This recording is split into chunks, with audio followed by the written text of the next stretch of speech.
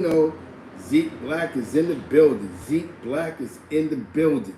This is a very interesting show today we're going to do. It's going to be a lot of opinions. There's going to be some facts here. There's going to be some readings from mail. Shout out to What You Jacking TV. I dedicate this show to What You Jacking TV. He did a lot of research on some African Bambaataa stuff, some Nation stuff. He's been on it the last 48 hours. He's doing his research, you know what I'm saying? And did a great job on it. This show is also dedicated to Millionaire Cali. You know what I'm saying? We kick out Willie Bobo. We get to the Willie Bobo. We get to the juice. We like sportscasters of this thing. You know what I'm saying? And the greatest thing about it is that we're from New York City. So we're actually, like I said, we're actually from a place where we can actually say we've seen a lot of this stuff going on. You know what I'm saying? We may not have been exactly in the room when the conversation was discussed, but we was definitely on the scene. We're gonna get there, part of it. Let's get there, man. The show today is African Bambaataa, preacher, hip hop. How do they all coincide with each other? You know what I'm saying? Couple of things that brought to my attention. Preacher was, other than him being a mass murderer, right? Preacher was an extortionist. His whole game plan was to extort you. That was Preacher's whole position. We're gonna start off with Preacher first. He was an extortionist. Everything else that came with that was, if he bodied you on the strength, that was a hit. But his thing was to extort you. Extortion. So, opinions, right? If Rich Porter was getting all his money, it would benefit Preacher to extort him rather than kill him. Because if he kills him, what I'm gonna take? 200,000 compared to me extorting him? He didn't kill Bobby Brown. He could have killed Bobby Brown. But Whitney Houston just signed a $100 million contract with RCA Records. Clive Davis signed the deal. The deal is sealed. We're gonna snatch Bobby up, get our 250,000, and leave him alone. They're gonna drop off 50,000 a week. His line of work was extortion, and when you didn't want to pay Preacher, that's when you was out of here. You know what I'm saying? His job was, you know what I'm saying? So when people speak about him with the Darnell and those other craziness, Jesus, because why would he tell on that? Nobody want to put themselves in a situation with a body, with dead bodies. Nobody want to do that. You know what I'm saying? See, his line of work was different. You know what I'm saying? He told one of his people not, you know what I'm saying? His line of work was different. The line of work was different. And that just reminded me when I was younger in the streets. When I was younger in the streets, the West Side was speaking about Preacher. This is that from a book. You know what I'm saying? Yo, he was an extortionist that just had pressure on people. His line of work. I don't know how I just know that over the years I found out a lot of people that was rest in peace because of the man. Now we're gonna get back to the Darnell situation. Why wouldn't he say he had nothing to do with Darnell? Because he didn't have nothing to do with the shit.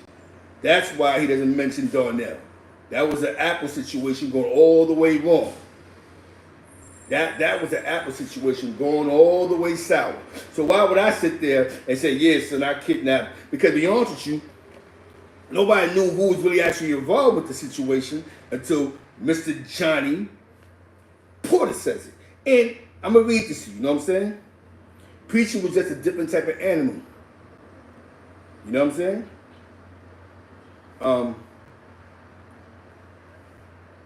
Because I think people just, you know what I'm saying? Like I told you, you can't narrate stuff. It's okay. You have the Associated Press, right? So when it comes to journalism and being a journalist, you can do that. Bingo. You know what I'm saying? Exactly. You know what I'm saying? Exactly. You could do that. Jay Collins, you know the point right there. You could do that, right? If you actually start going to these cities and really getting down to the dirty. But when you're from these towns, you was outside, sometimes you may know a little bit more, or understand more, or see it differently than somebody who's from the outside. That's why People like Stephen A. Smith did good with reporting sports because he was an on-beat reporter first. So he learned cities, players. He was on the street. That's why you have beat reporters. Then you have some of them, and some of those beat reporters actually become broadcasters. But then we get back to Johnny. Let's get back to here's Johnny. You know what I'm saying? Hold on one second. Let's get there. Let's get there. Shout out to everybody here. Good morning, top of the morning, top of the top. You know what I'm saying? You feel me? See, I know some people be like, oh, Zeke be bugging out, Zeke, da da da da. But I have to give it to the people, man. I gotta give it to the people, man. I have to give it to the people. What's Papino Younger Forever?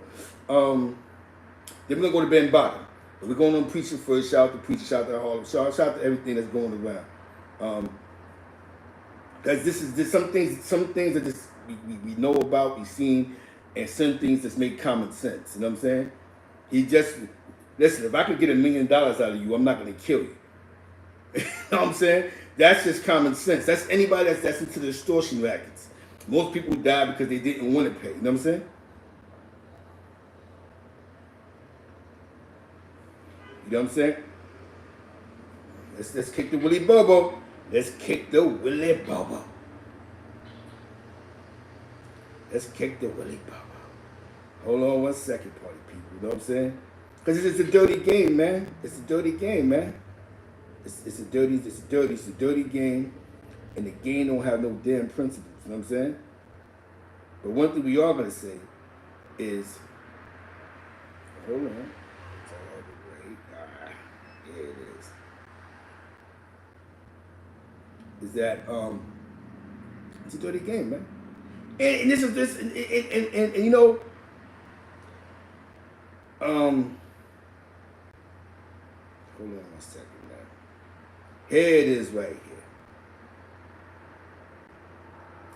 Defendant John Porter moves the court to suppress the statements that he wrote, that he made to agents of the New York County District Attorney Office prior to his indictment, arrest on charges in this case. This is the case of Preacher. I guess this is the United States of America versus Clarence Heatley, John Porter, defense, I guess co-defendants, United States District Court, I guess Southern District of New York.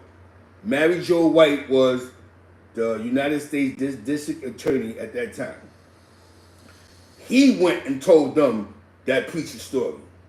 Defendant John Porter moves the court to suppress statements was popular. He made to agents of the New York County District Attorney Office. That means he told NYPD this.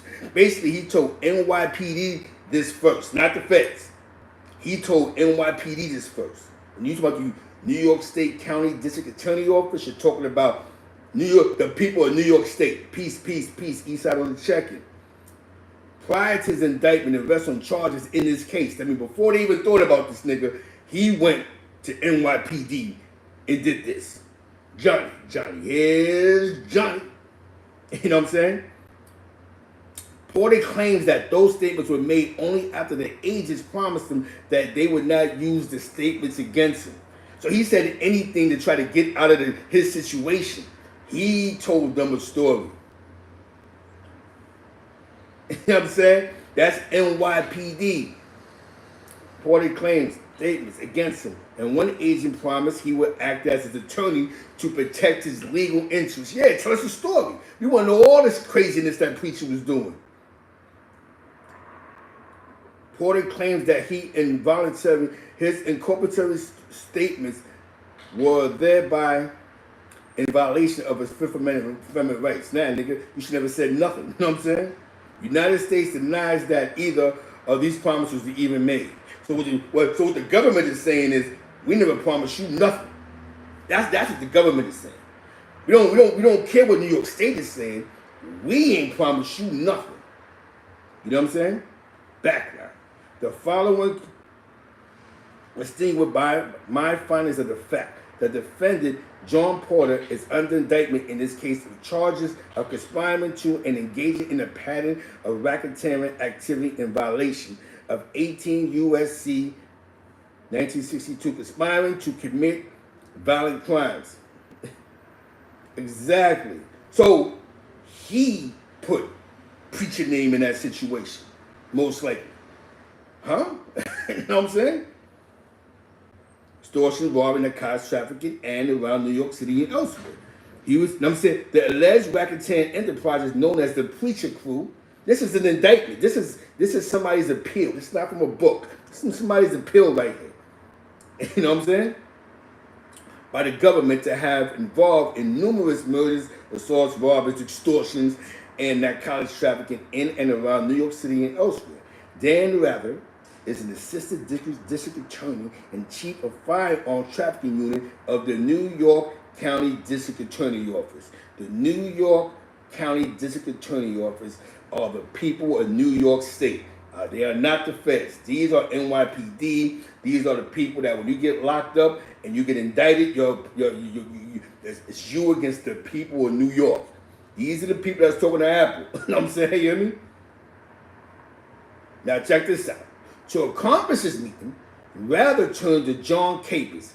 Capers is a former NYPD detective and is now employed as an investigator by the New York County District Attorney Office. That means John Capers works for the DA. He's an investigator. That's the guy that he's sending some time to do some extra investigating on crime scenes, on homicides, information. These are the guys that the DA office have working for them. You know what I'm saying? This is an appeal. This is somebody's appeal. This is a legal court document you guys can get. Public information. Forget the book. This is where the storytelling begins. You know what I'm saying? He died of a disease. Something. Some people say he died. I don't know. He died of disease. He didn't get murdered. You know what I'm saying? Now check the wicked part about this out.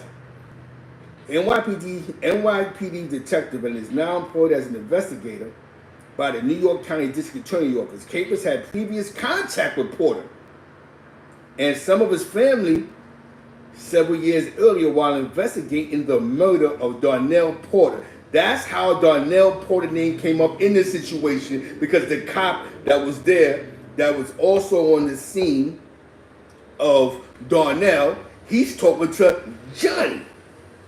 Now think about this guy telling the cop, yo, you was there every day when we had the kidnapping. The cop that was the kidnapping, right? This is men. Capers had previous contact with Porter Smith earlier while investigating the murder of Darnell Porter, John Porter's nephew. Capers was also familiar with some of Porter's alleged criminal activities. After attempting unsuccessfully to locate Porter on his own, Capers talked with Porter's niece and asked her to convince Porter to talk to him. She did so.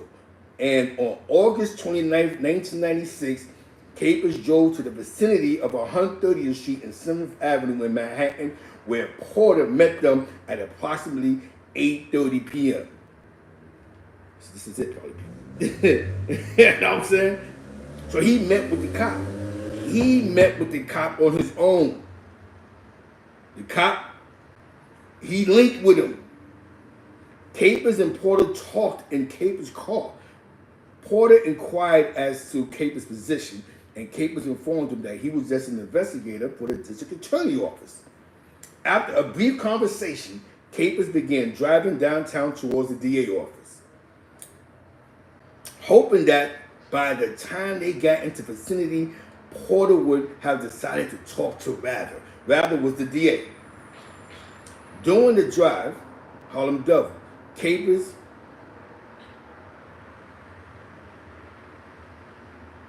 it was too late. You know what I'm saying? It was too late. There's nothing preacher could do. You cut the fingers off. Once you cut like fingers and arms off, and people don't get medical attention, it's a dub. You don't want to touch that. Plus, preacher didn't want his name to be physically, what's his name, Joe Collins, because, you know what I'm saying? That's probably one of the main reasons. Also, what Jackson's broadcast is saying, they faces were seen in voices. Exactly, because Uncle Johnny couldn't let the little boy live anyway. Not say the little boy, but Darnell. There's no way that Uncle Johnny was going to let, hey, take him back. Darnell, who had you? Uncle Johnny. So Darnell, sorry to say, man, Darnell was going to pass away anyway, man. That's the part that's dirty, that Darnell was gonna pass away anyway. That's the part that's like really twisted, you know what I'm saying? Ash was popping, love is love, you know what I'm saying?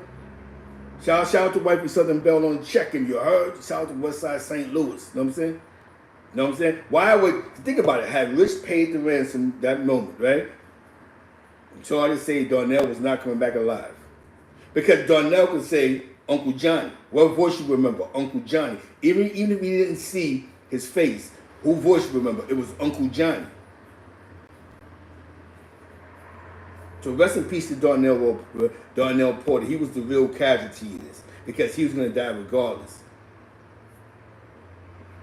It's messed up to say that, but it's the truth. There's no way that they was going to allow Darnell to live. Because even if he didn't know Malik, he knew Uncle Johnny. Capers told Porter that based on his past experience, the persons arrested in the case involving multiple defendants are often given a chance to cooperate, but did not confirm or deny whether Heatley was in fact doing so. Capers also told Porter that he was likely to be indicted in the future and told him that in his experience, persons who cooperate with the government get some benefit in the form of a reduced sentence. Now, I'm going to tell you what sort of happened here. He got nervous and thought that Preacher was going to bring up that situation in the Darnell situation. So wait a minute, I'm going to beat him to the punch. But Preacher never had nothing to, that wasn't a Preacher thing. Nobody, let me tell you something, man. Preacher was so deadly, was Papino. Yeah, there's no way. Yeah, exactly. You hit on the note. Exactly. This is the indictment. Apple's just trying to save his skin. Yo, he be my neighbor. I'm a co-defendant. He gonna start telling on me too. Forget that. You know what I'm saying? This is the cop.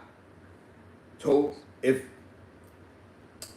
Capers told that if you were to become a cooperating witness for the government, the district attorney would take steps to ensure his family's safety. Now, this is a guy. This is how smooth the police is. This is the guy who's working for the New York State District Attorney. That's New York County, right? New York County, New York. Well, no matter what when you say anything county court, Supreme Court, that's the state. That's you against the people, right? He's telling you what the feds are gonna do. You know what I'm saying? You give us this information, and the feds gonna make sure you're all right. This fool went with that. Oh, bet. You know what I'm saying? You hear me? But Capers told Porter that such terms will have to be worked out with Rather and the district attorney office. Upon reaching the vicinity of the DA office, Porter agreed to meet with Rather, and at least for the purpose of finding out Rather's intentions. Capers called Rather on the mobile phone and suggested they meet at the Chelsea Piers and Entertainment Sports Complex on the West Side Highway near 23rd Street. You know what I'm saying? Capers then drove a reporter to the Piers, and two of them were met by Rather and the district attorney office. You know what I'm saying? At the Piers, Rather introduced himself to Porter as assistant district attorney. Rather told Porter, according to his information, Porter was an associate of Hitler, of Heatley, in the preaching group. In response to 480, Porter's statement that you must think I am a monster. Harlem Doubles in the building. I am not a monster. You must think I'm not a monster. Rather replied that yes, based on the information he had, he did not think Porter was a monster, but that he had no choice but to believe the information because he didn't have Porter's side of the story. Porter admitted knowing Heatley but denied being a member of Preacher's crew, asserting that he only had done 2 crimes since getting out of jail. Rather expressed disbelief at the statement, like, what? You bugging. You know what I'm saying? Rather also discussed his belief that Porter was in danger from members of the Preacher crew. He scared him up, you know what I'm saying? Because the fact that Porter had not yet been arrested, you know what I'm saying, might lead the crew members to believe he was cooperating with authorities. Well, at that time, that might have been the situation. You know what I'm saying? But they had to scare him up. He knew how the crew ran. You know what I'm saying? This was particularly so Rather said, in the light of the fact that Porter had already been shot once and left to die by members of the crew. Oh God. So they shot him once and left him to die. Members of Preacher crew. He didn't, you know what I'm saying? He was scared of them, man. You know what I'm saying? Shot once up to die, Preacher crew, at earlier time because they view Porter as a potential threat. They view him as a potential threat. Porter confirmed that he was concerned about his safety and that of his family, particularly his son. Rather also told him that even if he didn't get killed on the street, he was very likely to be arrested at some point. Porter agreed with Rather's assessment of the situation. Rather asked Porter if he was willing to come to the DA's office to talk further, and Porter said he was, but no specific date for a second meeting was set. Porter also told to contact Capers if he wanted to talk further. The meeting broke up and Capers drove Porter back to his neighborhood. The next day, Friday the 30th, Porter called Capers and indicated his willingness to talk because he was scared to death. You know what I'm saying? Oh Lord. He thought I gotta get out of this. You know what I'm saying? Capers picked up that night and registered Porter in an assumed name at a local hotel, giving Porter the keys. Capers gave Porter money for meals for the week and then drove him back uptown to his neighborhood. That's how bad they wanted these fools. You know what I'm saying? He wined and dined them so to get him to write a statement. You know what I'm saying? That's how bad they wanted this fool. Porter was free to come and go as pleased. And this is why they didn't suppress his statements. Because he was free to go. He could have went, I'm out of here. No other law enforcement officers knew of his whereabouts. Capers and Porter had no further contact that weekend. On Tuesday, September 3rd, Capers picked up Porter at the hotel and drove him to the DA's office downtown to meet Rather. They first went to Capers' office, which is one floor below Rather, then to Rather's office while in Capers' office that day. Porter admitted seeing certificates on the wall commissioning Capers as an NYPD detective and as an investigator for the New York County District Attorney Office. Rather was, however, unable to meet on that day, so Capers took Porter back to the hotel. This is somebody's appeal. This is a legal court document of their experience of a situation. Legal court document. This is something that was by the courts. You know what I'm saying? You know what I'm saying?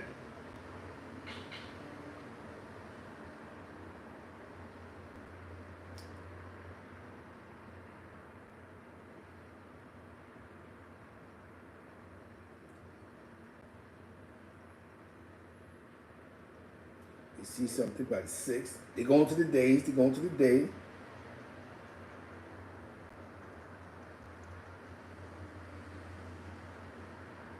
Now,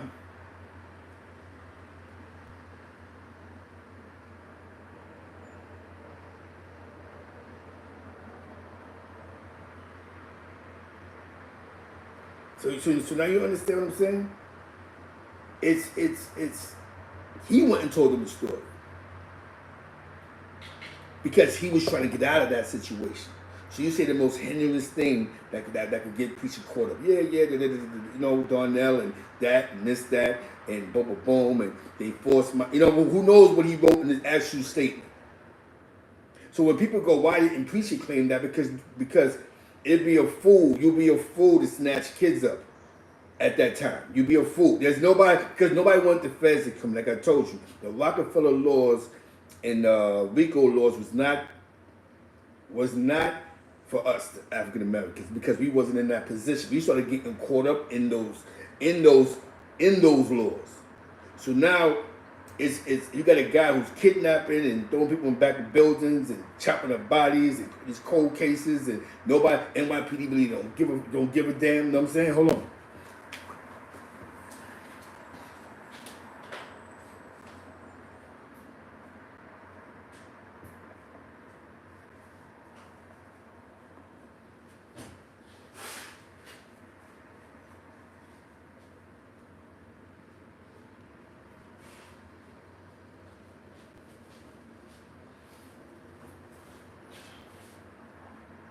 Now, I want to tell you something. Now, what y'all hear me say in that situation, right? Because I have to go into the mail now with y'all. He got shot by a piece of crew before and was left for dead. He didn't consider himself one of them. When they started getting snatched up, another point, he didn't get caught, so they more so scared him up, like, yo, since you ain't get caught, they might kill you. Now think about this. They shot him before and left for dead. So now they're scaring him up a little bit more, just to get a statement out of him. Bless, bless, bless, bless. GT Cruz, bless. So he told the story. Because like I said, back in that time, nobody wanted to put a kid. Once you start snatching kids up, the feds come. You know what I'm saying? That was just a kidnap kid. What? Kidnap who? And who's involved? That brings the FBI. That's what brings the mighty feds. And when the feds come, it gets dirty in these streets. Because out of all the things that Preacher did, it took them to like 1995 to finally snatch him up. You know what I'm saying? 94, 95, whatever year they finally said, we're tired of this. He had a strong hold on payments. You know what I'm saying? What's going on?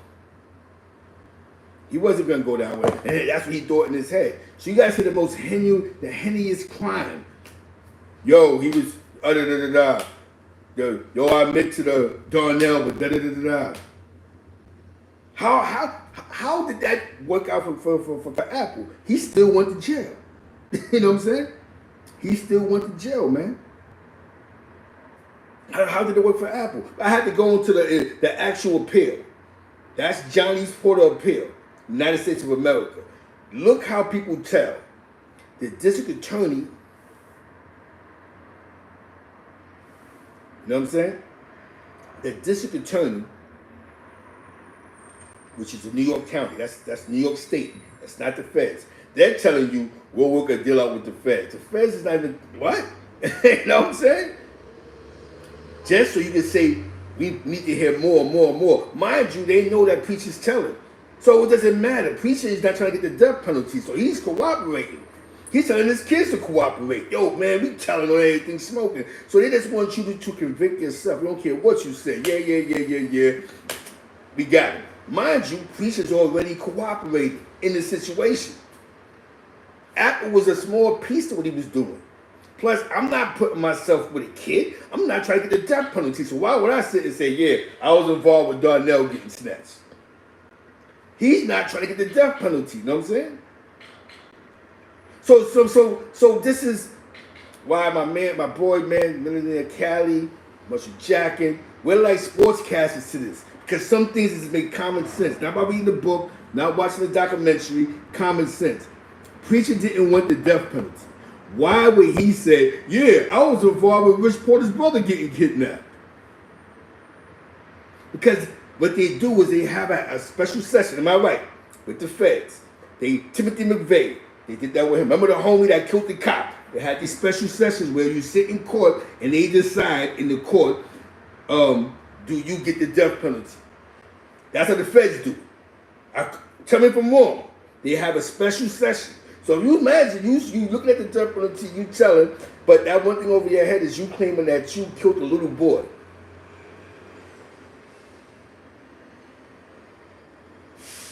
Oh, you know who did that? So what you jacking podcast, you know who did that?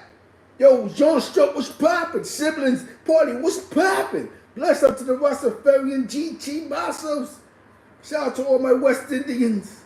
You know who did that? Was you jacking? The man who's sitting there sweating. 30 bricks. 30 bricks. What? What? He was the last person with the last person in the world. Let me tell you something, man. It wasn't about the 30 bricks. You'd have to know the UK. It wasn't about the 30 bricks. That's the part that a lot of y'all may not understand. It wasn't about the 30 keys.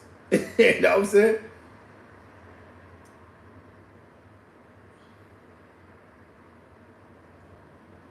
Yeah, he knew. Let me tell you. I'm gonna tell you something, man. This is just my opinion. They pulled the dummy move, snatched little boys in the newspaper. So Preacher definitely want to touch that. Don't hide the plug was popping. So preacher don't want to touch it because it's all in the newspaper. Everybody talking about it in high school, junior high schools. The word on the street is they snatched from for the brother. It might be a war out here. So now he's sitting here going, I'm not trying to put my name on that. We already got our own problems. We got our own cold cases. We still got to get that 30,000 from Little Tim and them niggas. Not Little Tim, you know what I'm saying? We got to show dudes that we still strong out here. We're not a part of them. When niggas ask us, I'm going to tell you when preacher got involved. I'm going to tell you my opinion when he got involved. This is how it went down. Because, you know, it's a dirty game. It's a dirty game. 30 bricks. Rich is dead. Apple wasn't strong enough, he wasn't not that strong enough. Yo. It's 30 bricks. 30 bricks is missing. Huh? Who got it? And that's when he got involved. He had to involve the black hand on that one. What? You dropped the ball? Let me tell you something. A 30 brick drop at that point in time. That point in time, Jose wasn't fucking with niggas. Vaughn wasn't fucking. I mean, they picked and choose who you would get money with. The Dominicans would rather get money with the Jamaicans than get money with us at that point in time. That's why you had crews like the Jerry Kill posse that was getting money with the Jamaicans. You know what I'm saying?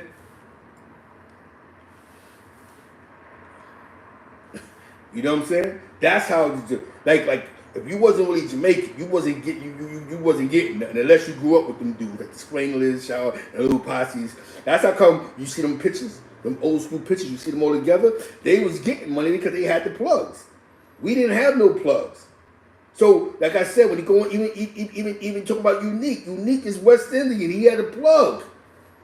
His plug was better. His plugs was better than our plugs because they didn't want to deal with us. We had to walk. Let me tell you something. After Rich Porter died, there was more Dominicans on Amsterdam, Hamilton Place, Money D was popular. All those side blocks, there was more Dominicans. You walked on them blocks, yo. That what they go to show the stronghold that certain African Americans have. Because it seems to be the only African American plug that had it for that. One of the only ones. My opinion was Fritz, but Fritz wasn't messing with everybody.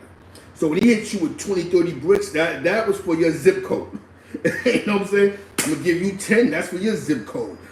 I don't want to meet nobody I don't want to meet nobody you messing with. That's just my opinion.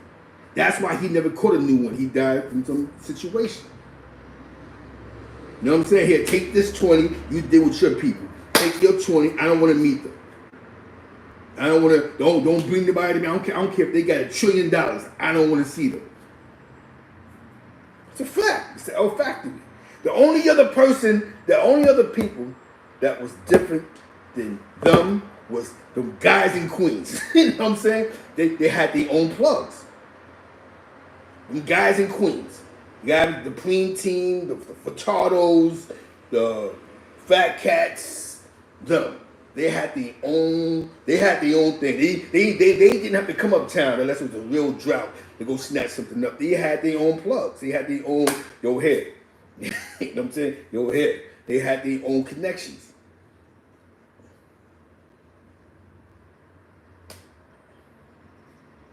Again, so it'll be a little more clear, right? But being from New York City, and that's deep what you said about that. The Italian soup, but we couldn't get work from the Italians. After Nicky Barnes did what he did, they started dealing with the Puerto Ricans.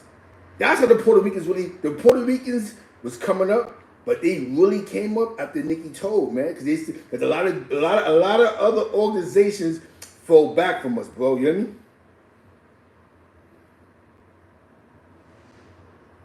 Yeah, because Darnell wasn't coming back.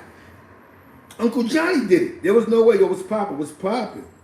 There's no way that, what I'm saying, Mo Palmer says, what up, what's popping? He wasn't coming back, bro. There was no way he was coming back. He in the hospital. Who did it? Uncle Johnny. There was no way he was coming back, you know what I'm saying? So I had to read the actual indictment thing. Now, y'all could go with conclusions, mixtapes, blends, but this is the guy who actually Casey was. Now, when people go, why preacher didn't want to bump, it makes common sense. You can't start cooperating, but you're saying that she was involved with a kid dying and they kidnapped it. Not we went in the house, bullets started flying, we killed the kid by accident. That not this is on purpose that y'all snatch the kid up for a ransom. So there's no way that preacher is gonna sit there. There's no way that the preacher's gonna sit there and go, oh yeah, I'm gonna tell her all about it, but yeah, I definitely have to do with Rich Porter brother. You know what I'm saying? So clear me on that one. That would have been the one that he couldn't get cleared on. You know what I'm saying? And who tried to give it to him? Johnny. Man, he wasn't. I mean, rest in peace, Darnell. He really died to the drug game, man. He really died into the crack era. And because of Darnell, people was able to get money. Everybody blew up after Darnell blew. You know what I'm saying? All the names blew up. A lot of names blew up that was basically working for Rich. You know? Now we know what that was about. You know what that was about, Jay Collins, but everybody got their remix and their story, and everybody want to put their hand on something, and it's just like somebody said, a guy hurt in the bushes. He could have killed him any day he wanted to kill him, but he ain't kill him. He just wanted to be his friend. You know what I'm saying? We hear so many stories, but when you go into the cases, the paperwork explains it all, because this is when these guys began to spill their beans. So when somebody goes, but Zeke, why preacher didn't? Because he's not trying to die. You don't sit there and begin to tell a story and go, yeah, we snatched a little kid up for some ransom money. You know what I'm saying? Because one thing about the law, right? One thing. When you say you killed another drug dealer at that point in time, forget it. He was part of the problem anyway. That's how they looked at it. So you know what? He killed 30 people, but they was in his line of work. He ain't going home no time soon, but we're not going to fry him. Now, if he killed some innocent people like a mailman or a firefighter, kidnapped them, busted them over there 80 times, then he'd have got the Timothy McVeigh. If you don't know who Timothy McVeigh is, he's the guy that blew up the buildings in Oklahoma City. This is what I mean, paying attention, being outside. The little homie, that impregnated the federal agent, the one that the federal CO, the one that killed the cops. He ain't get the death penalty, I think, because they said he was something wrong with his mental. You know what I'm saying? Because he had to play it that way. Shout out to everybody that's in this chat right now. Because as I'm thinking about this, I'm just going to the time when I was outside. Like, damn, it's right. There wasn't 20 kids getting snatched up because that was bad for business. And NYPD, there were so many bodies happening at that point in time. They didn't have time to focus on preacher. We talking about the time in New York when 1,500 people was dying, 2,000 people was dying. Just on the south side alone, you had 200-300 bodies. Brownsville had 200-300 bodies. They didn't have time to go, let's focus on the preacher crew. All that took until Giuliani and them got tired of it. Like, oh, listen, man, there's too many bodies, too much going on. Dudes start telling dudes, they're scared now. Remember, a lot of guys got addicted to what's called wolves. So a lot of strong brothers started falling victim to the game. You know what I'm saying? So a lot of these guys, you snatching them up, and they going, listen, man, I'm gonna give you 2 bodies. I know who killed such and such. I know, boom, that basement is dangerous. What? There's mad DNA in there. You know what I'm saying? Now, shout out to preacher, shout out to compliments, shout out to everything up 10. I have to go into the mail sometime because I think I'm gonna do that more often. I'm gonna do that more often to go into the mail. Now, if you would like to donate, you can donate to the super chat or you can just Cash App. But I do this for the people, so this is just for the love. Now, this has nothing to do with the story. Before I get into part 2, I came to St. Louis out of a love of my life. Me and my girlfriend, right? Me and wife. Me and wife. Wifey's from St. Louis. We got together in New York. She lived with me in New York City, in Co-op City, Section 4, for like 2 years. She came back to St. Louis. This is where her family's from. She got the crib. We had a long-distance relationship. You know what I'm saying? I'm paying bills. It's just the only difference is I'm not there because I was doing the moving stuff, the moving and the book run. With the Mover Muscle Movers. Now listen, as we're listening to the story, I didn't have beef to come back to run in St. Louis. Again, There was no beef. Before my father passed away, right? Before he got sick, before I came home from jail, what's popping. I lived in Albany, New York for all these years. I wasn't in this city no more like that.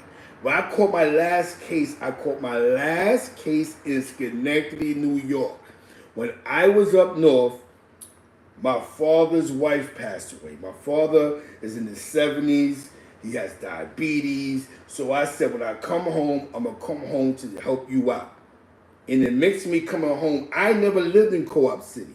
My father been living in Co-op City since 1993. I never lived there. I have no ties to Co-op City. That's why I just lived there. You know what I'm saying? The situation with him, that was some internet shit he was doing. I was doing the truck thing still.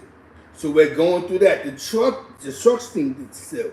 I used to rent my trucks from the guy who just said, brother.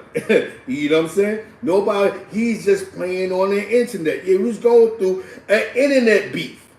There was nothing physical for us to bump heads. I get money. I'm on the book one. He's doing lives talking crazy. Again, had nothing to do with me coming to St. Louis.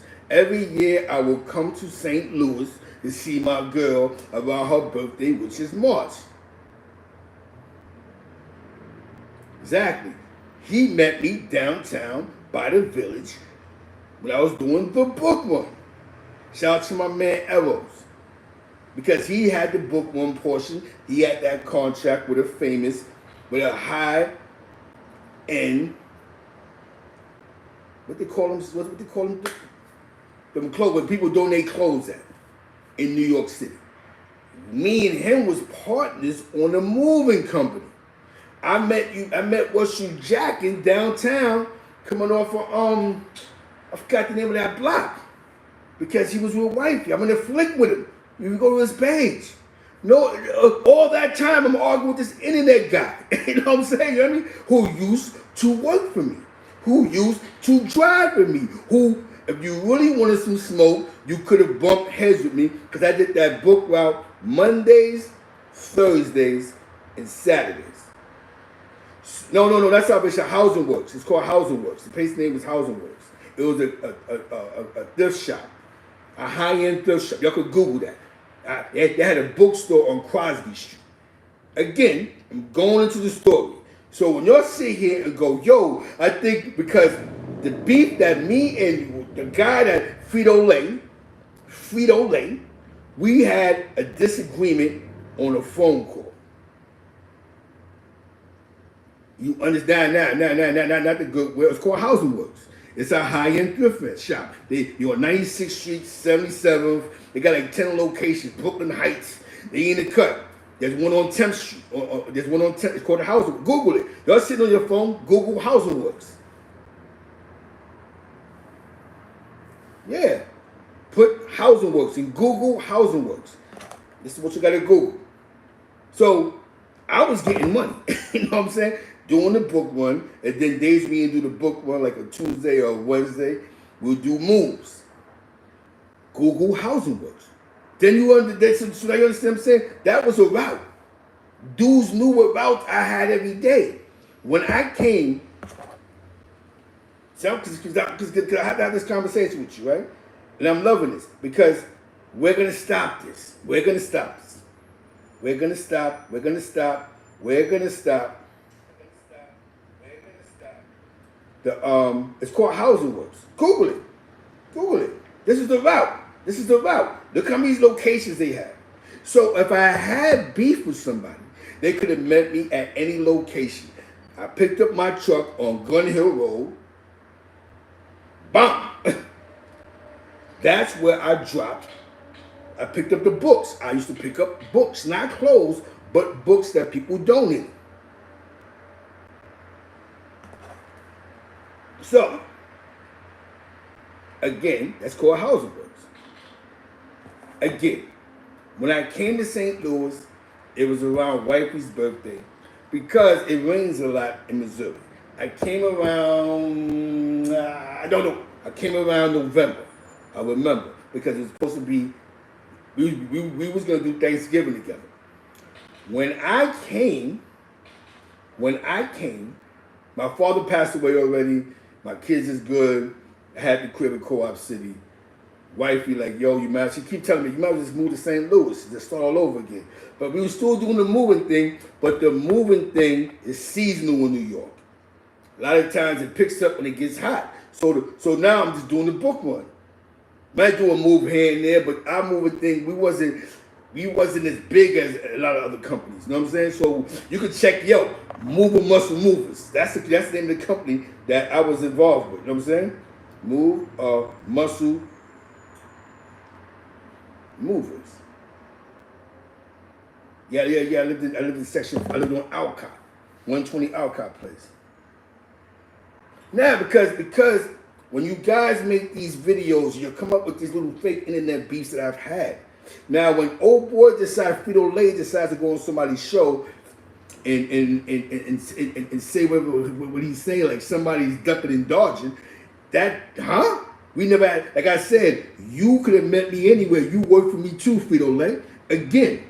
So that narrative, that's what I mean about the internet. So you little other internet guys catch, yo, Zeke is, I came in November, and what happened in November is a guy, he's a piece of shit, and he died. He wound up passing away, but he goes on somebody's show like, yo, Zeke didn't want to pay me the last time. And this is what happened. When I came here, we wasn't renting a truck from Budget no more. We was renting a truck from a spot on the Bruckner, an independent spot that didn't have full insurance for the truck. I came to St. Louis, like, yo, hold the fort down. This guy parks the truck somewhere, and people stole like $1,400 or $2,000 worth of equipment off the truck. So my partner, who really didn't want the guy to drive, was like, yo, you know what, man? We gotta stop doing this business thing because I don't really want these guys to work. You keep giving them chances and they keep messing up time and time again. I'm not gonna be involved with something that's gonna mess up my money. And that makes sense, but anything else. You know what I'm saying? You keep trying to save these dudes. These dudes don't want no money. They got too much going on in their life. They got drugs, they got alcohol, they have low self-esteem issues. So we could do business in the future. Because me and my partner, we still cool. That's my man. We still all right. But this thing has to end. And that's how we stopped being partners, because I gave a low life a chance. That's how I stopped being partners. So while I'm out here, I said, you know what? I might as well get a job. And that's when White Bee convinced me I went and got one job, and then I went and got another job, and then I went and got another job. And that's why I've been working the same 2 jobs for the last year. But what wound up happening in the mix of me being here is COVID. So when COVID hit, just imagine I was in New York City. When COVID hit, they shut New York down. The book room was done.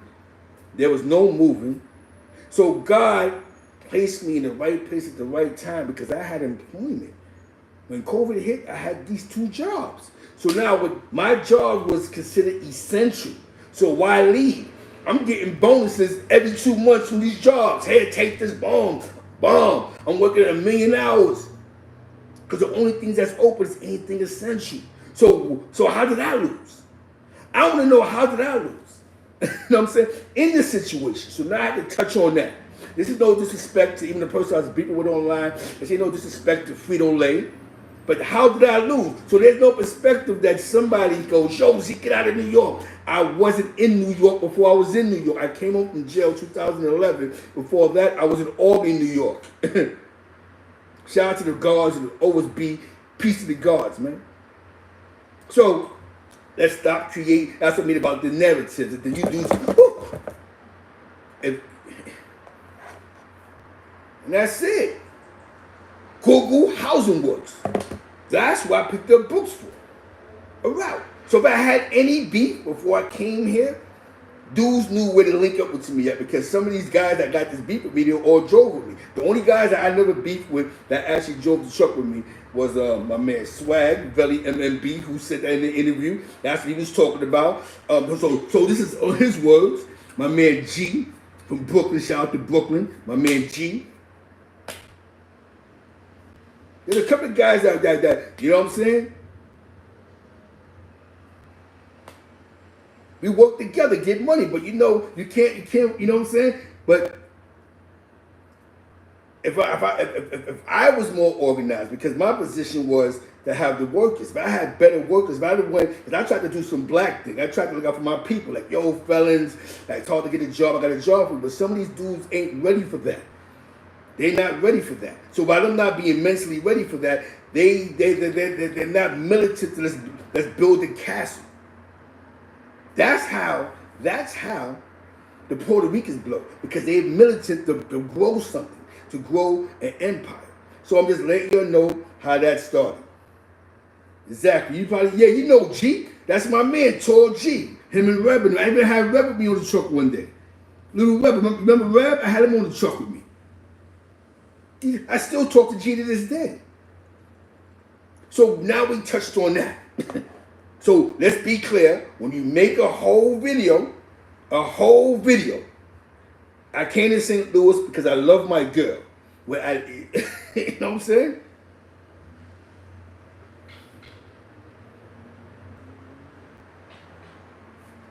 And that's what it is. And now, you know, we see publicly how it is. You know what I'm saying? And that's just how life goes, man. You know what I'm saying? Now, we're going to touch on Bambaataa. You know what I'm saying? And that's how that went, because people are thinking, yo, this said, burn what bridges? I created something. I didn't work for nobody.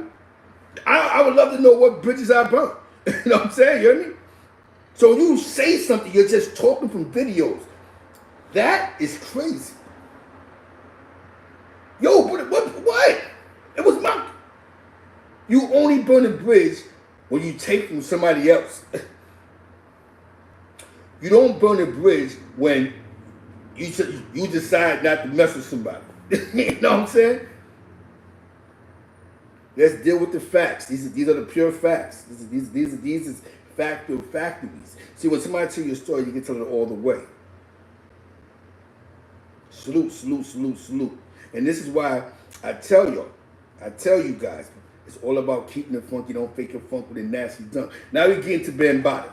Shout out to What's Your Jacket TV on his investigative reporting. So now, yesterday, because we on Bam time. Yesterday, 1090 Boris in the fucking building. Money D's in the building. Let's go. Now it's time to go. So now, when somebody go, you want to know about Zeke Black, go to this show, and you can find out why Zeke is in St. Louis. Because for some reason, you don't assume I'm here with a girl. You know what I'm saying? You hear me? Timelines make sense. Say what you want to say, but the timelines got to make sense. How many times I go to the truck and this fool to make a video, but you know where to catch me at. You know what I'm saying? If we had a problem, you know where to catch me. Get out of here, man. You know what I'm saying? Get out of here, man.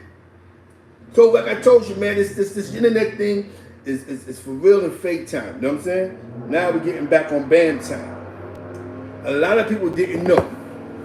Bam was the final piece of the puzzle of what was being built. What was being built? Do you know what was being built, bro? It was a collective of people that was trying to build up a movement. They had Stonewall. Stonewall happened, but they had no strength. There was no strength for Stonewall. There was no strength in the whole Stonewall thing. There was no strength in it. So now you got the punk rock era, the acid era, but we gotta remember, you also had record labels that had their hands in this already, like Chess Records and RCA Records, and all these record labels that already had the Led Zeppelins, the Rolling Stones, the Morrisons. They had them already. So now this is our sign, but we can't touch this. So now we have to create something. We have to be a part of something that's new, right? So now we're going to talk about Bambaataa. Bambaataa was more than hip hop. Bambaataa created a movement that commercialized hip hop before y'all knew about it. Before all we seen was hip hop, hip it. It was commercialized already. It was downtown amongst the money. It was downtown amongst the secret society already. that became from the secret society into what you're known as the rainbow. One of the biggest contributors to the rainbow was hip hop. While people were smoking crack, while people were sniffing coke, while people was doing dope, they was bringing graffiti artists downtown, selling graffiti, mixing with the masses, with the artists. Yes, punk music. But the punk music, it didn't grab because nobody wanted to touch that rainbow. Because they looked at the punk music as weirdo music. So punk music was blowing like CB and all that, Blondie, just to name a few. We need something tougher. There was a magazine, a newspaper, if you're from New York City, it's called The Village Voice. They're the only ones it was a liberal newspaper that supported hip hop. That's the only ones talking positive about the thing. Now, talking about Ben, the guy that y'all all assumed is still lived in the projects, had no money, right?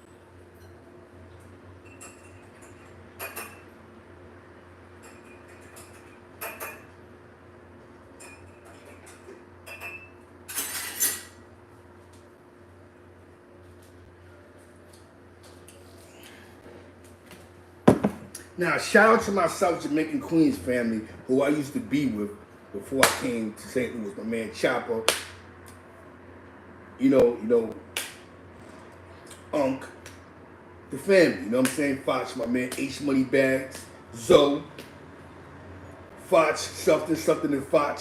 You know what I'm saying? My nigga Murder.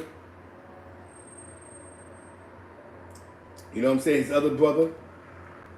Tyrone, what's the other one? Tyrone. You know what I'm saying? The Lashley family. Go check out Papoose' daughter's spot in Queens. She got a brand new business. Her name is Chanel.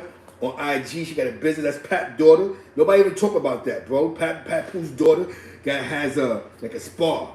You can get nails and feet and all that other stuff done. Go check out her page, man. Black business. You know what I'm saying? That's dope. That's dope.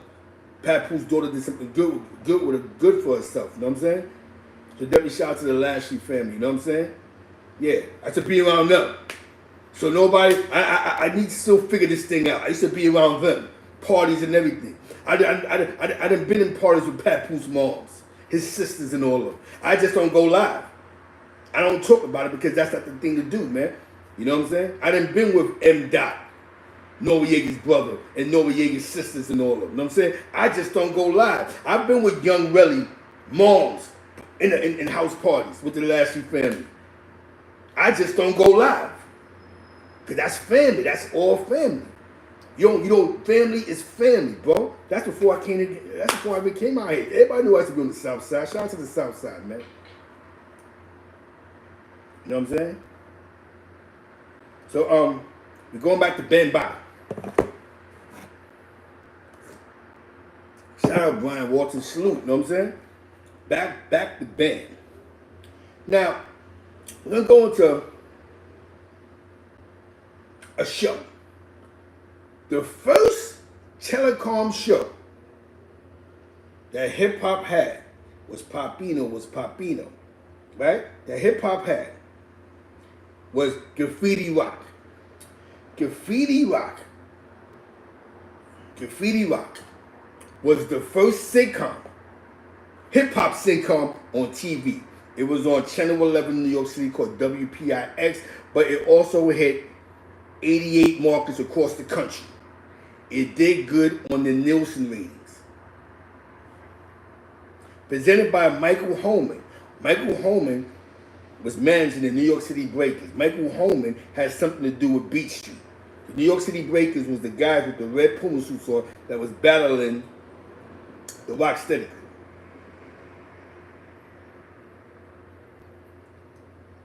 Guess who was? Guess it was productions by Skywise Productions and CB Communications, Orbis Communications. The original network was WPIX. Guess who was the musical composer? Africa Bambaataa. Now, what does Africa Bambaataa has to do with the first televised hip-hop show? You understand what I'm saying? That's a power there. Bambaataa's Hollywood right now. He's Hollywood. He's involved with B Street, not just in it, but he's a consultant. He's a consultant on graffiti rock that was on a national TV sitcom. So while we're still looking at hip-hop from another glass, this show came out in 1984. This show was supposed to be up against American Bandstand at that time and Soul Train, but the hip-hop version. Bam was Hollywood already.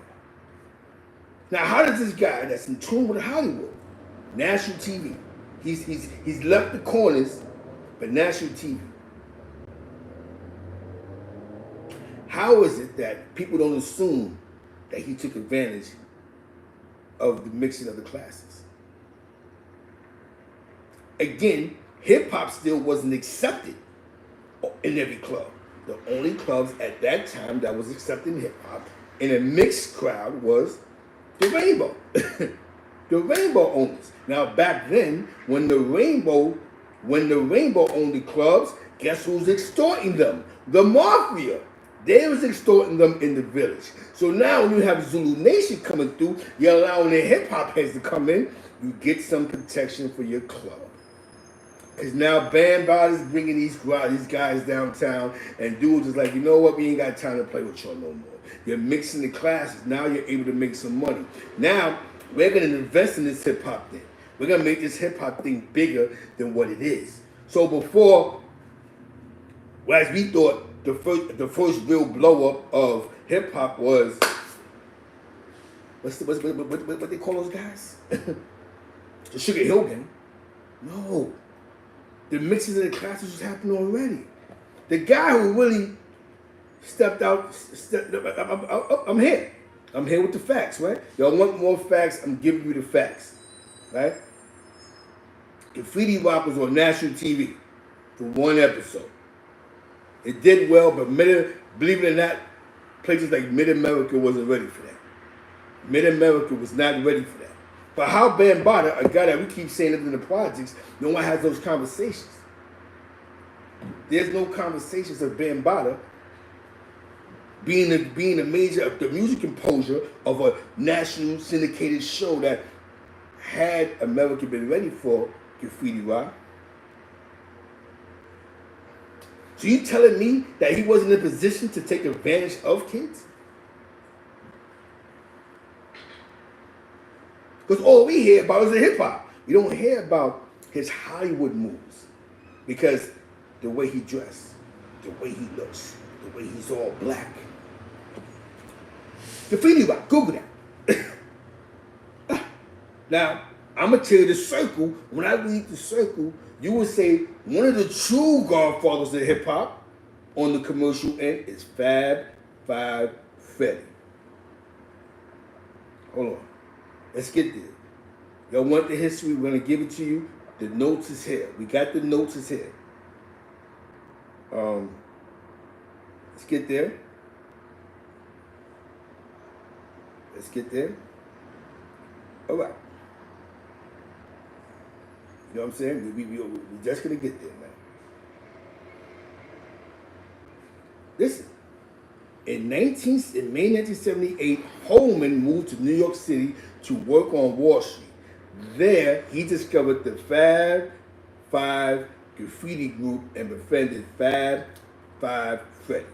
In April 1979, Holman organized the Canal Zone Party with Stan Pescott, Michael Holman, and Fab Five Freddy.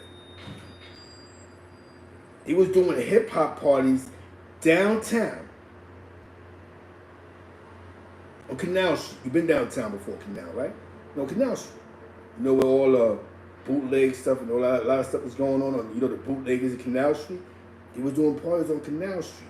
Fab Five Freddy was bringing the hip hop heads. Fab Five Freddy would showcase the talents of emerging hip hop culture for a downtown audience. So he's bringing hip hop heads there, and he's mixing. They're seeing this. You're bringing this new thing. It's something. It's like taking a chance. It's like putting Rich Paul and AZ at the table, going, listen, there's a new thing. Yo, there's a.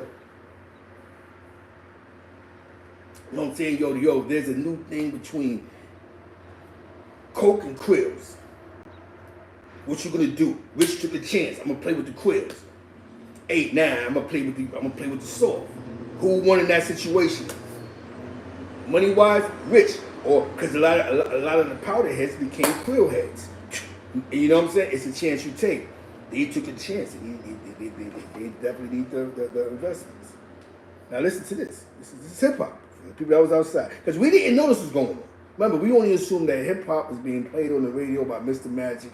Shout out to rest in peace, I guess, DJ Mario, the disco guy, and in the parks. We didn't know that it left the park, but it was going downtown.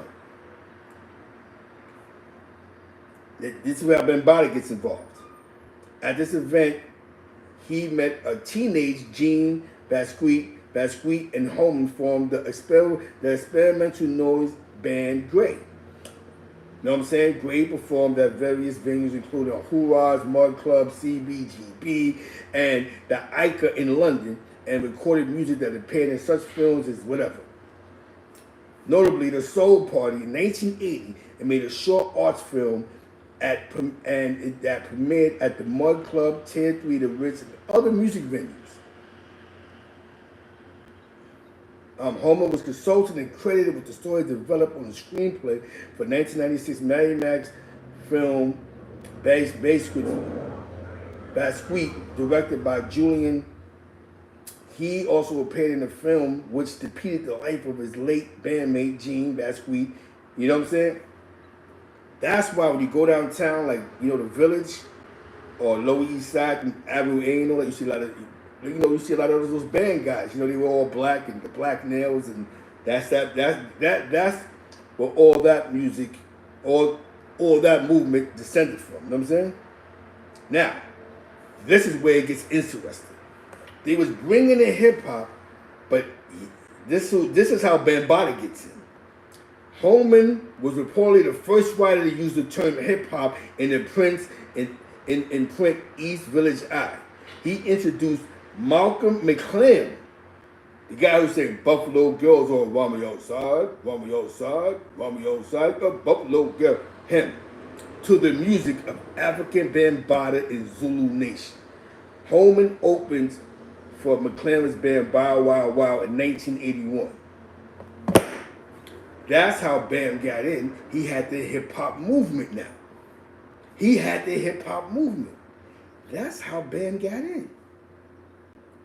So now, these chances they're taking, they're looking going, this hip-hop thing is bigger than what we think. There's a movement. Every block we go to, they doing hip-hop, and they got these black beads on. He did what the Connect did. So basically, this guy went to the Connect. We're talking about 81, 1980. This is hip-hop already coming downtown. So if hip-hop was downtown, it obviously was in Europe. So again, what made y'all think that Bambaataa wasn't this powerful guy? They couldn't keep doing hip hop without him. They needed him. I ain't gonna lie to you, Zulu Nation wise, on the streets he was powerful. Holman opened for McLaren's band. Listen, Holman was reportedly the first writer to use the term hip hop in the Prince East Village Eye in 1982. He met Ben. Yep. He met Bam. So Bam always been powerful. And then with those clubs bringing Zulu Nation, they you know what I'm saying? So now the mob is not so much intimidating them because they got the Zulu tribe. Now you got a movement now. Now a lot of their music was really for downtown. Shout out to What's Your Jack and Podcast. He sent me a lot of information, and the information that he sent me was deep because it was like, yo. It was like, yo, Bam. It was like, yo, Bam was really like, strong here. But Bam wasn't a dummy, business-wise. Now, I remind you, all this is coming up. This is the scene. This is Blondie. These are, you know, the guy that made the wall crack his wag. These are the guys on the scene now. The artists. These are the artists. Gene Pasquille. These are the artists. This is the scene. And at that point in time, that scene was being shunned. You couldn't come out and go boom. Look at the group, the Village People. We didn't know that they was into, you know what I'm saying? That until they was doing great until when they came out to the world and they pushed them to the side. In the Navy, in the Navy. Remember all that? You know what I'm saying? Macho. We didn't know that they was actually singing to a man. You know what I'm saying? Yep, he was more techno. And that's where the Europe comes at. Shout out to Sal Albertino, who had the Fever. They played a lot of that, you know, different type of sounds in the Fever. They had the disco, they played some of that new sound, but Bam was downtown already. So now Bam ain't stupid. He's networking, he's communicating. Now he puts his stamp on it, Zulu Nation. Hip-hop this is us, Zulu Nation. We got all the elements. So now they're able to put together these documentaries and movies and TV shows, and that's where the point game come at, right? The points, right? You think Bam was stupid? I'm gonna get points on this hip-hop stuff. So as hip-hop progressed, Bam was there for the first generations. He was still there when Russell was there. Peace, almighty Father, Son, you know what I'm saying? Peace. Bam was there. The guards was there too, but the guards wasn't putting their stamp on what Zulu Nation was about. Because the guards was not going to stamp, because at that point in time, you couldn't be Godbody and hang out in a mixed club. Even though you had some guards that probably did it, but that wasn't really wasn't a cup of tea in the beginning, because you didn't. The guards was militant back then. You wasn't gonna be in the mix of, yo, I just seen son come up on 8th Street. You know what I'm saying? What? You know what I'm saying? So the guards, they're also there for the beginning of hip hop. They just was more of a militant base. A lot of this that they're talking about, how I knew about the galleries, the art galleries, was a guy named Dog TRC from my hood, from 100th Street. He used to tell me and my man about how he went to the art galleries and they were selling art to these rich people across seas. They was going to these art galleries. Who you think is buying graffiti? It wasn't rich kids from New York City buying that. It was people from other countries coming, or other areas in New York that had money that was buying this art, hanging out with graffiti artists. That whole scene was a separate scene. That whole gallery that first generation of hip hop was another scene that had a lot of partying. You know what I'm saying? A good look at that scene was Studio 54 before it closed. A good look at that hip hop scene was the club where they had the club kids with that you know, the people that's dressing up a certain type of way. The limelight scene. All that was that scene. So while we looked at it, it was crazy. That was the biggest scene in Europe. In Europe, that was a go. And it was something that MC Shan said about Marley. Marley's a bug out. Marley would make music, probably send it to Europe somewhere. So hip hop was big in Europe. Because think about it, everything I'm saying, have they mentioned the Sugar Hill Gang yet?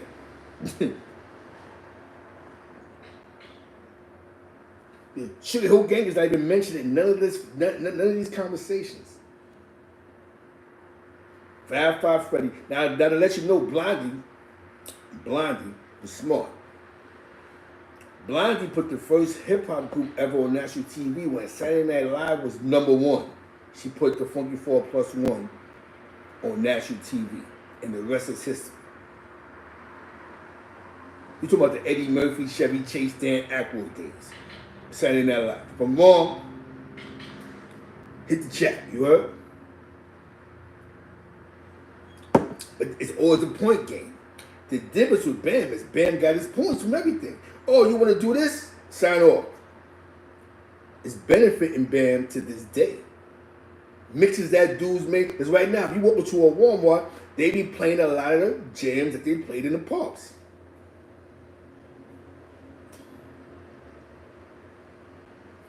Shout out to all the graffiti writers, man. Shout out to Josh 5. I looked up to those dudes. Easy. Bester. My man Spoke Kilo. Dudes I looked up to that was nice with this graffiti. My man Izzo Rock. My man Shop TWB. Graffiti writers. Dog TRC. Like I told you, have they mentioned the Sugar Hill Gang yet? They haven't mentioned them yet.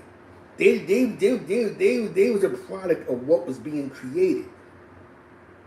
It's just like Black Lives Matter. It took a couple of situations for Black Lives Matter to be where it's at now. That's what happened with hip hop. They took a chance. And what happened? What came out of hip hop? It made something so strong. Exactly. So do you really believe that? Think about it. The average kid in the hood, he bringing a kid from the hood that's 16, 17 to a mixed club. You never seen that before. He's normalizing it in their life. He's normalized a lot of that in their life. Dudes wasn't seeing that. You wasn't going to nobody's house and using it with dudes that was dragged and all that, doing all the. You had to go downtown for that. So now you got dudes that he's familiar. He made it familiar with them.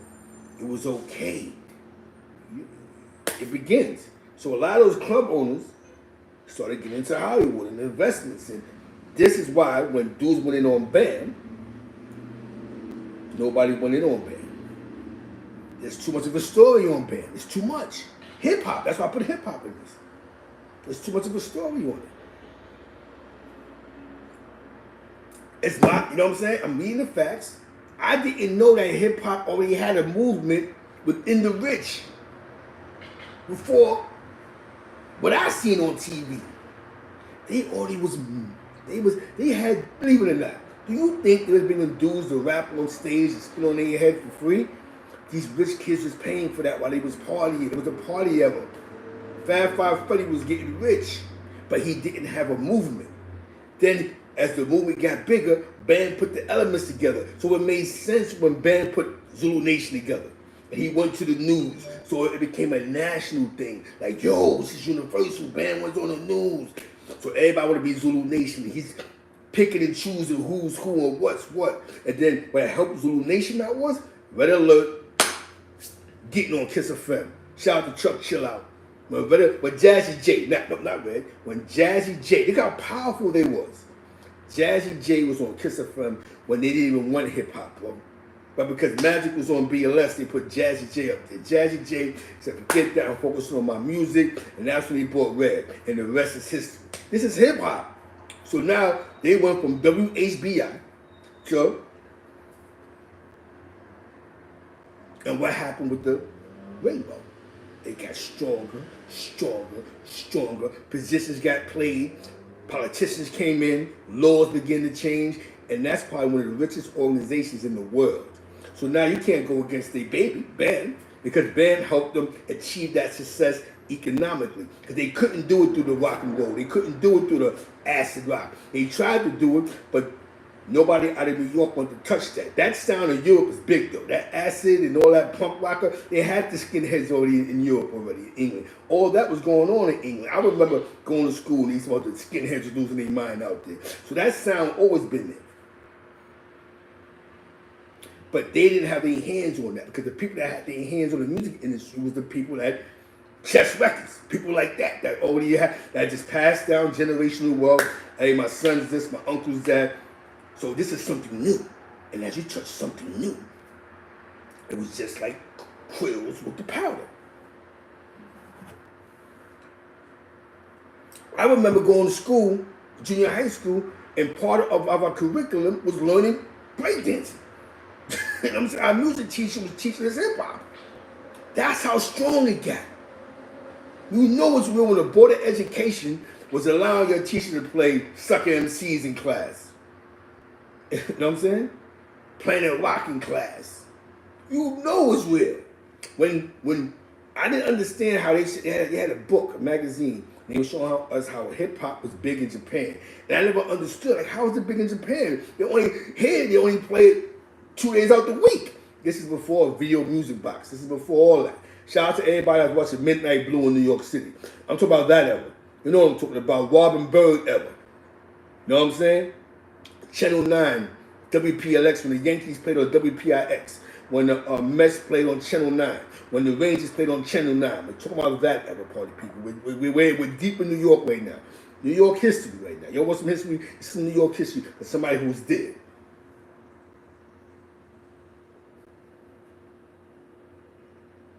So hip-hop was already, we just didn't know until it got on the radio. Now, what made these people that didn't want to put hip-hop?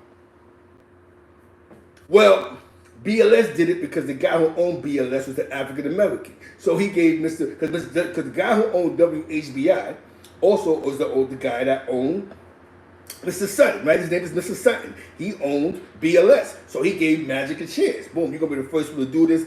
It's gonna be disco, hip hop, go. We don't care. He was for the culture. Now you got hip hop on a national radio station. How did Bam get it? How did Jazzy J and them find a way to get into Zulu? Remember, you had Mr. Magic, and then I forgot, and he sent this to me, and I was like, yo, what's you jacking? You are the best, kid. You had the Zulu tribe, Africa Islam. Africa Islam is Mr. T's DJ. You know what I'm saying? That's his show DJ. Africa Islam. That's Mr. T's show DJ. The Zulu tribe, I forgot, they was on HBI. So think about it, Mr. Magic, Zulu tribe. There wasn't no beef between them two. They was on the same radio station. Only difference with WHBI is you pay for your, I believe, I could be wrong. Shout out to my man DJ Chris Cool, the infamous Chief Rocker, you heard? Who put me on to the information. You have to really pay for your commercials. You sponsor. That's why Sal Albertino should get his accolades as helping pushing the culture of hip hop, because Mr. Magic was his DJ. That's like Sawski and all the Love Bug and all of them. You know what I'm saying? Shout out to that. This is hip hop history. But I didn't know the power of hip hop until Russell Jackson started sending me this information. I'm like, yo, and I forgot about Graffiti Rock. Bambaataa was the composer in it. How? Bambaataa, how did you finagle this? How did y'all get the person who owned Kiss FM convince that circle? They go, yo, this hip hop thing is gonna grow. We need hip hop over here too. It was an experiment that worked, because remember the Nielsen ratings, the ratings would be crazy on a Friday and Saturday. So now you got Jazzy J and somebody else up there, Zulu Nation. Jazzy J is a DJ with Zulu Nation. This is when, I say rappers was killing each other, DJs was killing each other.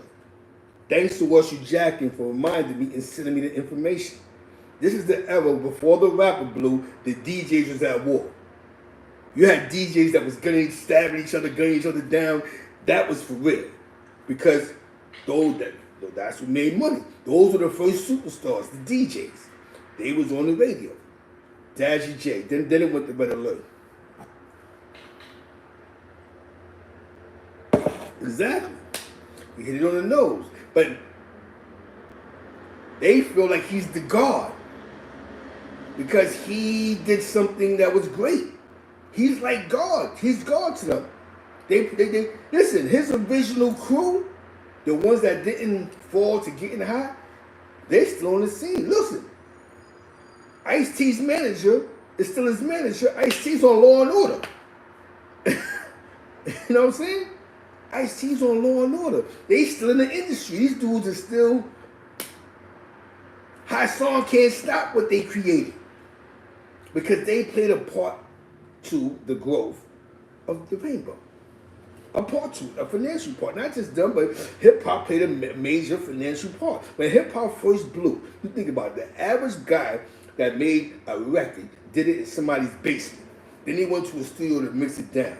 That means that when you do a record out there that sold 200,000 copies, the record label benefited 1,000%. They love this. Shout out to Teddy Riley, the classical 2. The guy who made Super Rhymes. There's a lot of the Funky 4+1, Grandmaster Flash, Melly Mel. Yes, poor kids. He God. He's Mr. Hollywood. Do y'all really believe that he just lived in Parkchester and Bronx River? If I just said that he was a composer of a national TV show, he played a part in Beat Street, he was a consultant on Beat Street, he's Hollywood. There's a scene before hip hop blows that he's a part of. The downtown hip hop parties. I just thought they was going downtown spinning on their heads. So then it made sense why Fame had son. Rest in peace to the artist that was breakdancing in Fame in the beginning. When you see it come on. Shout out to the Rocksteady crew. Hip hop started progressing. You had dudes that was going to party. I seen a picture my man G Butter Pro had. It made sense. They was partying with Madonna when Madonna was going quadruple platinum downtown. This is the hit. They created their own movement, and their movement became stronger, stronger, and stronger. You can't stop them now. So you think they're gonna let Bam? They gonna allow Bam to go down?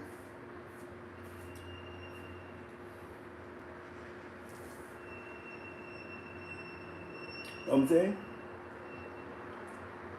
Now I ain't heard about that one. Definitely, you know what I'm saying? See, this is some hip hop history, man. Now, like I said, I would like to salute Russell Jack and Podcast for the information. You know what I'm saying? These people we're talking about, the guy who made the Crackers Whack Wall. There's another artist, he had the glasses. These guys was the foundation, was helping out, was considered the rainbow now. He was all part of that, the scene. So now, like I said, hip hop is bigger in Europe. Remember, New York City Breakers went on tour. What concert you went to with the New York City Breakers? They went on tour where? United States and Europe. So,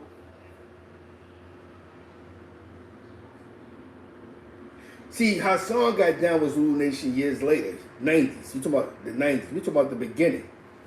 So Hassan really was a victim. But he was a victim of this guy that was making things happen. He was turning poor individuals. He was about a time in the city when the city was going through depressions, oppressions, recessions. He changed the geographics. Now you got this rich guy. He's coming around. He's not, and he has 1,000 killers around him. Don't get it twisted. He had killers around him. You know what I'm saying?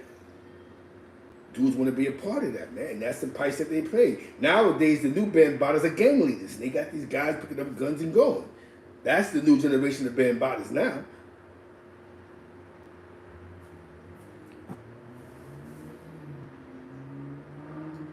Thank you to What's You Jacking Podcast.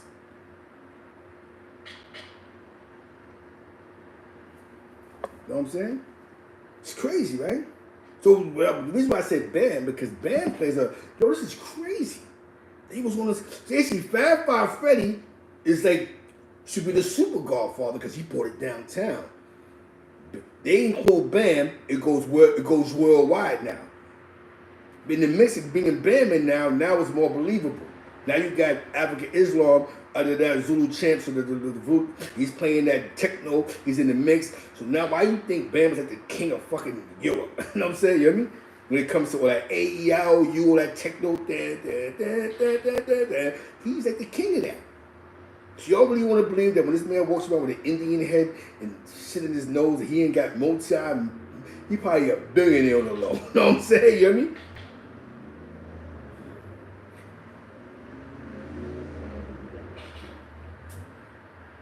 Everything was done for a reason, man. But that's what we're going to do. You know what, Assassin? And I like that.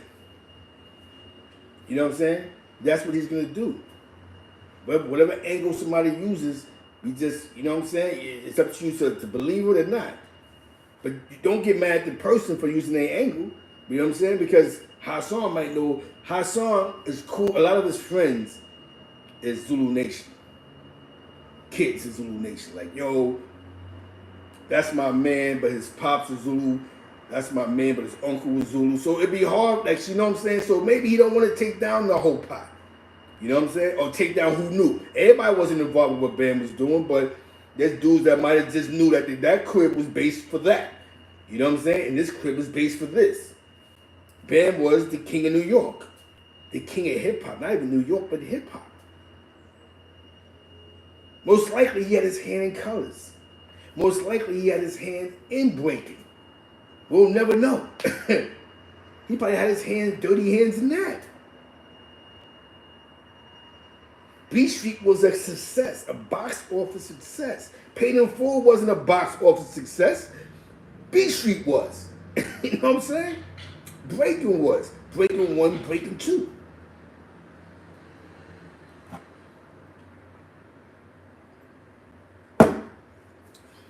Was popping. Nathan Jones was popping. Was popping. So that's the conclusion of this show. We went into 4 parts. Yep. Paid on the poverty kids. Jay Collins, the people with strong household kept their kids. Bam played on poverty kids. This was a great show. This was a great show. You know what I'm saying? I hope I was on topic. I hope I didn't lose y'all. If I did, hit my inbox. My IG is Zeke Black, Feedthewolves. Yo, we're gonna do a part 2 on this. This was dope. Watch you Jackin TV. He did great. And Bam was a consultant on that. That's a fact. He was a consultant on that. So all Kool Herc did was throw a party. But Bam got the accolades. He got the money. Bam was more business-wise. Bam wasn't foolish. Bam was smart when it came to business. He knew, I need my hands in everything. I need points in this, I need points, I need points, I need points, I need points. The first 10 years of hip-hop, Bam had his hands in that shit. Those record labels came to him. Then he directed who to mess with. Okay, they go my man Russell. They go this guy, this guy. Yeah.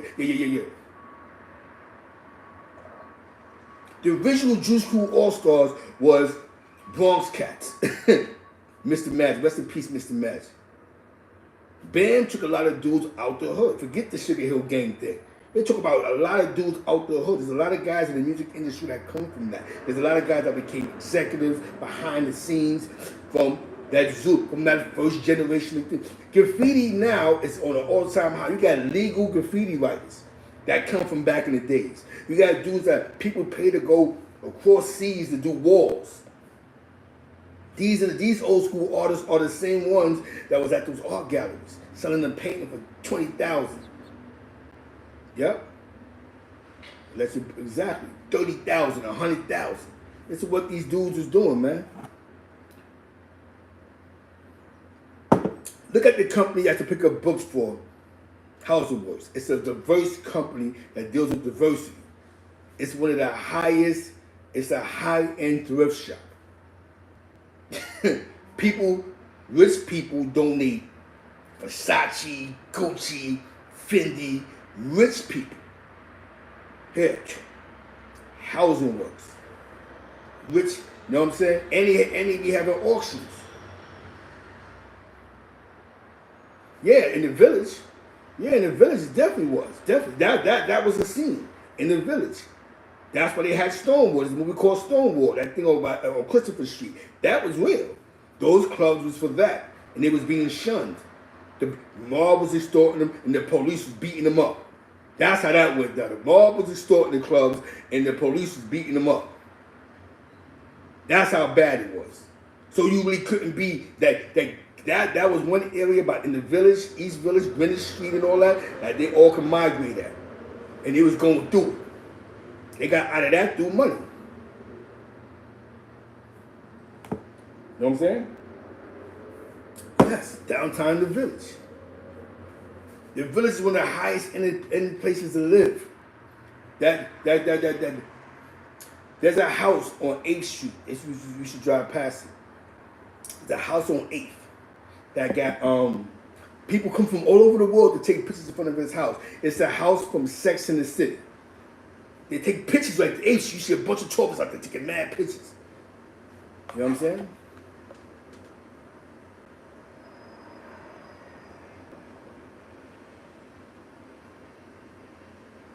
So it was Africa Bambaataa and the Zulu band. That's cool. Holman, the guy that band met, Holman helped produce and second unit direct the feature film Beat Street. Holman opened the Grill, the first hip-hop club in downtown Manhattan. I've been to the Grill, but the Grill over the years, the Grill is a West Indian restaurant. There's one on 3rd Street. The one I went to was on 3rd Street. The Grill is a spot that Kanye West went to like a couple of years ago in New York in the Village. There's also a The Grill. It's a West Indian themed restaurant. It's off of 5th Avenue in Garfield, right there in Park Slope. There's a The Grill there too. That restaurant, I've been there before, but in 2000, me and wife, you know what I'm saying? I brought wife there a couple of times. You been to The Grill right there on, what's it like, 3rd or 4th Street on the west side. You see, he had to do a Beat Street. It's a small circle. See, the circles be small for a big city. Now, y'all can have all the opinion you want to come out, whatever. I like that. Because now we're dealing with how hip-hop was something before it blew. So even though Sugar Hill Gang was the first commercial success, there wasn't hip-hop all day. The first 24-hour hip-hop station in the metro area was Hot 97. You know what I'm saying? Everything else was mixtapes. Kid Capri had a mixtape show on BLS at one point in time. But you really heard the hip-hop. You had the Marley Marl afternoon mix here and there. But other than that, you really heard hip-hop on Friday and Saturday. And thanks to Video Music Box, you seen it every day. Channel 3, public access. You also had like Ron Alexander and, you know what I'm saying, a couple of other, shows. But the primary hip-hop shows was Video Music Box, what we seen every day. Then we had Yo MTV Raps. You know what I'm saying?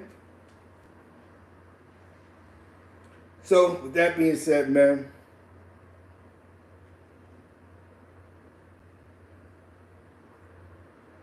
you know what I'm saying? With that being said, man,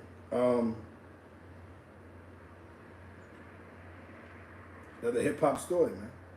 So if y'all don't think that Bambaataa's not strong enough to keep his name from slander, he's more stronger than Bill Cosby. Who'd have thought that? He's more, because he played a part in a whole movement that became one of the most powerful movements in the world. One of the most powerful movements in the world. Bam, this hip hop played a part to it. It created economics. It created money. So with that being said, party people, this is hip hop, man. I appreciate y'all. Thank y'all for coming through. Not gonna talk about preaching too much. I went into the court papers. Heatley, John Porter. Y'all can Google that.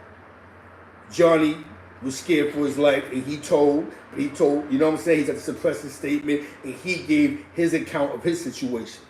Preacher, which would make sense. Why would he say, out of all the craziness that he did, that we snatched a kid up for a ransom? He was not trying to get the death penalty. That would have blew that off the table. What? That got nothing to do with that. You crazy, not the kids, because nobody can feel sorry for that. Okay, you kill another drug dealer, who cares? You didn't kill a mailman, you didn't kill a businessman, you didn't just kill a grandmother who just came home from work. You just killed somebody who was in the same line of work you was in. We get it. You're going to do the rest of your life in jail because people love them, but you didn't violate the code. So, with that being said, I love y'all. I appreciate y'all. Salute to the chat. Salute to the chat. Salute to the chat. I want to leave some comments. This is hip-hop, baby. Look at the graffiti rock. Look at Wild Style. Look at Style Wars. Now we know that there was money behind the movements. They built it up. They built that. Shout out to Fab Five Freddy. They built that up. They built their hip hop scene.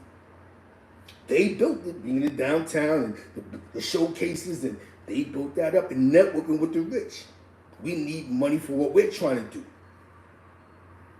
We going this route, but it's not moving as fast. We going this route, it's not going as fast, but this is popular. They took something from nothing, they turned it to $1 trillion industry. The #1 music in the world is hip hop. In the country is hip hop. Used to be country music. It's hip hop. With that being said, one love, deuces. Shout out to my projects, Lexington Avenue. Shout out to the Hilltop. Shout out to Washington Projects. You know, the ACS crew. You know what I'm saying? My man Clay Floyd and them. The Washington boys. My man Scar Willie Woo. I gotta give people their credits while they hear my man Mikey, my man Heck, my man 5 Footer, my man June, my man Izza Rock, my man, my man Jay Quest. Salute to all those. Salute to the chat. Shout out to the HBR crew. They was also in the graffiti book. My man Jimbo, rest in peace, Superman.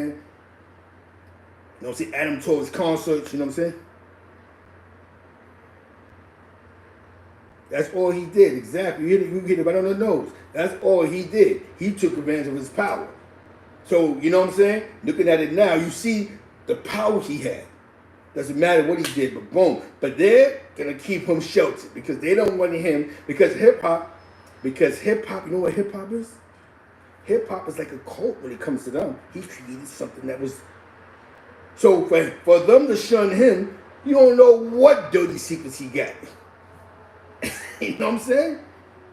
You know what I'm saying? He's a part of something he played a part, even if it's 5% to something that worked out. That while we ain't paying attention, while our parents are smoking crack and our uncles are still fighting dope habits and dudes that are going to jail with mass incarceration, hip hop was blowing and blowing and blowing and blowing. And then the powers of hip hop began to switch and change. And the people that began to run hip hop became people of the descendants of Stonewall. The people that began position of power in Hollywood was descendants of a movement called Stonewall. Even if they wasn't in New York, they was in San Francisco. They was someplace else, but they are descendants of these movements. Because it made money. Money brings you power in the United States of America. It puts people in position to make these laws. It puts you in position to buy these properties. It puts you in position to win. Exactly. This is bigger than Bill Cosby. They took Russell, but not him. That's crazy. They even changed the law in New York State saying if you got touched by somebody who got money, you can sue them. Nobody's still suing Bam. That's crazy. So he knows his victims. Bam know all his victims. Bam might not even have had 2,000 victims, but he know his victims, and they take care of them. Here, take 100,000. Here, shut up. Take 50,000. Shut up.